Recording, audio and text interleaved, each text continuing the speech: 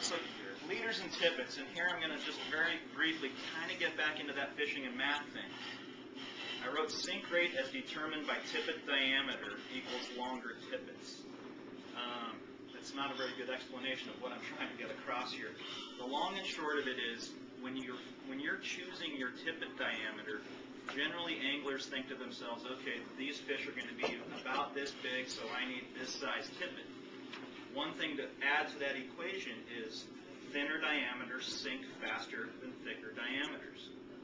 So a very, very common mistake I see people make when they're nymph fishing is they'll put on maybe a taper leader that's 9 feet or 12 feet, and then they'll run their strike indicator up onto the very thickest part of the leader, a foot from their fly line.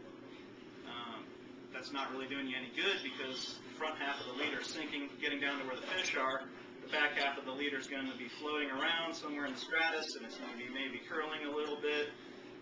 You're better off moving that strike indicator down the line to where it's thinner there's a thinner diameter on the line. So if you have your line tapered to 5x, you move 4 feet up the line, you're at like 3x, 4x at that point in diameter.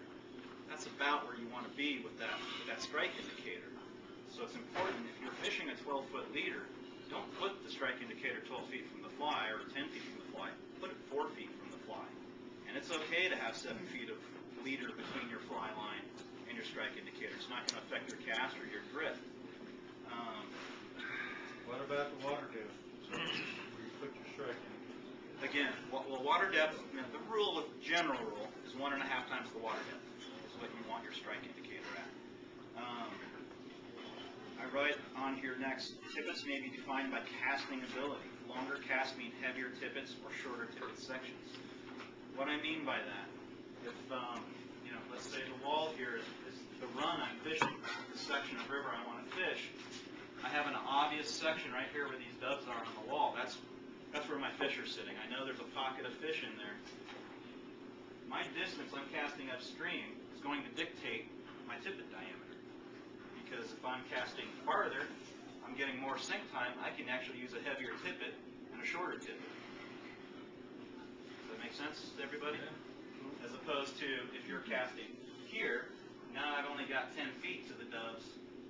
I'm going to need a thinner diameter tippet to get there because I'm not casting as far and I don't have as much sink time before I get to the pocket.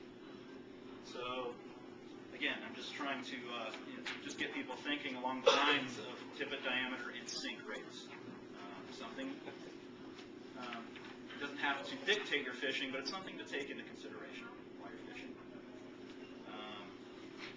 Fishing the midge dry, 10 to 12 feet of 6x. Fishing the midge wet, 10 to 12 feet of 5x.